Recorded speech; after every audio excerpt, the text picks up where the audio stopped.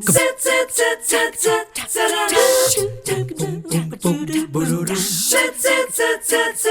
morning. Hope you're having a wonderful day. So glad you can spend a part of it with us here on 3+U. If you or someone you know has been experiencing some dizzy spells and you can't quite get to the bottom of it, maybe you're just kind of passing it off as something that will come and go, listen to what our first guests have to say. Dr. Courtney Guthrie is with Bridges Audiology.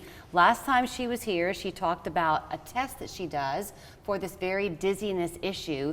Leanne Salt-Carbone is a physical therapist and someone who now Courtney is sending patients to help with the problem. So good to see you both. Nice to be here. Yeah. So my wheels are spinning because all of a sudden I'm thinking about some conversations I've had with people who have said, you know, I just feel like swimmy headed and that type of thing. And it's not constant, it comes and goes. Yeah. So what are they experiencing? So the patients will come to me initially and they're generally referred by another physician, maybe an ENT, maybe even a neurologist, but they might be having several types of underlying issues. It could be true vertigo where the room is spinning. They could just describe it as dizziness or lightheadedness. And then sometimes it's just an imbalance issue where they just don't feel safe walking maybe without a walker or without some help because they feel like they're gonna fall. So is it only with people who are getting older, or does this happen to younger people too? No, I mean, we've seen teenagers, we've seen people of all ages, and this can even happen in infancy and pediatrics, but I don't evaluate pediatrics at this point. Okay. So we've seen a few teenagers. We've got 30, 40, 50-year-olds and up coming in with these problems. Okay, so I promise I want to get to what you're doing, Leanne, but I want to ask this question because I bet a lot of people, I felt this way, would think, well, if I was feeling dizzy on my own, maybe I'd go to my GP or to an ENT. I would think to do that. It would never dawn on me, though, to go to an audiologist if I didn't think my hearing was a problem. Yeah, so we are kind of the first step for patients who are experiencing these problems. We are the ones that can evaluate.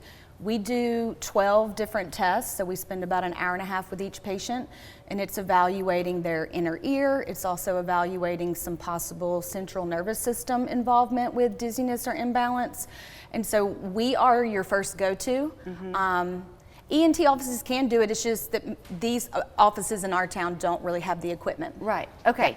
I just wanted to spell that out for people in case it's not making, okay. So now someone comes to Bridges, she does her evaluation and she sees, yep, this is what this is, and she calls you or he sends you an email. And then what happens from there, Leanne? So Courtney at Bridges, they do an awesome job at sending all of her evaluations, so I get all this information about these patients before they come in. And then we get them on the schedule and book them for an evaluation. I typically spend about an hour, sometimes longer for that first evaluation because I feel like some of these patients have had dizziness for 10 plus years. And so you're really trying to figure out what's going on with them. And so I will also do my assessment and really decide, what does this patient need? Do they need more vestibular rehab training? So does that vestibular system just not fire well? Do they need more balance related activities? Because the vestibular system is this huge, strong balance system that also works with other balance systems in the body. For people who don't understand you already, right? What is the vestibular system? Great question. So as I said, the vestibular system is a strong balance system. It is a fluid-filled system deep within that inner ear. You have one on each side, and it provides internal inputs through reflexes, and it navigates how we turn our head and how fast we turn our head, and really it prevents us from falling. Okay, so that if someone's watching today and they think, okay, I'm noticing that maybe are there any things that people might do that could make them go, oh yeah, that sounds like what I'm experiencing? I think for the biggest part, one of the most common things I treat, and probably that Courtney sees too, is vertigo or positional vertigo. You also hear it as BPPV. These patients will typically describe their dizziness as a spinning sensation. It may only last a couple of seconds and then it resolves. They typically will notice it if they roll over in bed, they look up, and the world, the external world is moving around them. So that is typically a pretty strong one. I do find that people can have that sense of swimmy headedness, just that loss of balance. And again, it's not always just the vestibular system we're dealing with. people can have other, factors that are impairing the vestibular system, but then if the vestibular system's not working as well, then these patients' other balance systems, vision, somatosensory, kind of our perception of what we feel is altered as well. So it can really be a whole kind of picture that we're looking at when we're working with these patients. So with you and on the physical therapy side, are you then putting them through like walking situations, or what do you do? Absolutely. So, typically if somebody is coming in more with that spinning sensation, and if Courtney has seen, I'm thinking it's more of a vertigo, I will also put these individuals in a position hoping to kind of see that vertigo. And how do we see that? We typically will reproduce their symptoms and see an nystagmus in their eyes, or just a movement of their eyes. So from there, we do treatments toward that. What I also look at is just, how is somebody walking? Can they do two things at once? Can they walk? Can they turn their head? Does that cause them to be off balance? Does that reproduce some of their symptoms? Can they walk on an uneven surface? Can they walk in the dark? There's this long questionnaire that Courtney gives her patients, as well as I do, that really kind of paints a picture for us, deciding like, okay, this is, I think, where we're trending toward. Okay, so the fact that for some people, if not the majority, it's not constant. Generally. Correct. Yeah. So that it's difficult to make it reappear in clinic. Yeah. Sometimes. Do you rely then, like, should people maybe take some notes if they've begun to have these issues, or like how do you? So I typically will always kind of continually ask, like, does that make you dizzy? Give me a dizziness level.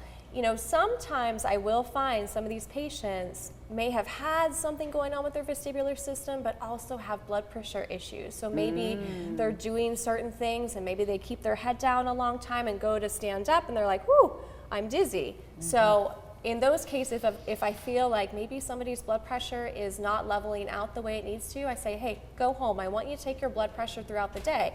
I want you to take it in different positions. You're lying down, you're sitting, you're standing. Let's see if that's potentially a factor. And in some cases, I have had patients, I've resolved their dizziness, but then we also found, maybe there's some blood pressure issues there as well. So what you're really trying to do here is not just throw darts at the dartboard.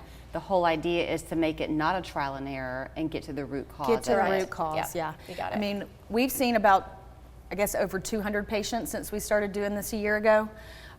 The positional vertigo is a very common thing, and that is something easily treated in 1 or 2 visits with Leanne. So these patients have been feeling bad for a long time, but they get well really quickly. Even if it's been a while. Yes, Yeah. I've had a couple of patients. I had a lady that had dizziness for 10 years. Didn't know why, I feel off balance, couldn't always reproduce it. Went to the doctor said, you're just getting old, this is normal. Came to me, went to 4 Bridges, then came to me. She had a positional vertigo in both ears. I treated her twice and she was symptom-free. Then here's the number. It's 4 Bridges Audiology on Tennessee Avenue, 521-3277. It starts with her. Yep. 4bridgesaudiology.com. Let her put you through the test. She'll find out whether you should go to see Leanne, and then the miracles happen from there. Thank you. Thank you so Thanks much, for having Julie. us. Thanks for having us.